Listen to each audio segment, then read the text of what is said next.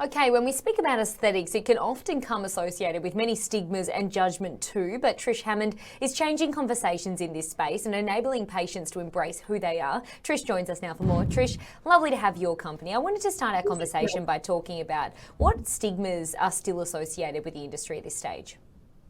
Well, look, I think people make judgment. Like people think that if someone wants an aesthetic procedure or a plastic surgery procedure, that they're vain, and it's just not the case. Like a lot of it comes back to self-esteem. And I know myself. For example, I had a issue with my nose growing up my whole life. I used to sit there and hold it for 3 hours and wait for it to become the little Aussie nose, and that affected me mentally. And then years later, in my 40s, I decided to have a nose job, and it just changed the way I felt about myself. So, it's up to us to be able to make our own decisions and be happy with our choices so that we can be happier with the way we look, or we look to other people, or we look to ourselves, really. Absolutely. I mean, as humans, we don't have a right to judge anybody in this life, I don't think. And it does come back to self-esteem, and people make choices for their own self-esteem as well. As you just mentioned there, that was something that you felt self-conscious about. So it was something that you wanted to change for you moving forward. And I think it just comes back to that judgment as well. And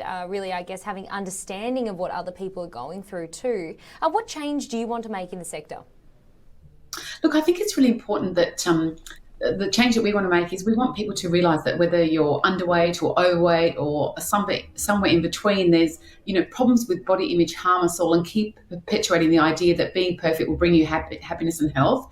And we all know that our body weight, wrinkles, scars, and flaws don't measure our kindness and character. So we created Anybody to be a movement of aesthetic professionals and everyday humans who support self-love, acceptance, well-being, and healthy living. And that's the change we want to make. We kind of want to make it not mainstream, but we want to make it acceptable that people can, make their own choices and do what they want without judgment. That's what we really want to get across. Yeah, I think it's about that holistic approach too, isn't it, to the sector, and sort of changing these conversations and having conversations like we are now to sort of make a difference here. How important are patient communities, especially during the last couple of years? I can't imagine what happened to the sector during that time with all of the lockdowns and closures. Yeah, look, it's so important for people to be able to communicate with each other, because the sense of community is what gives us our belonging.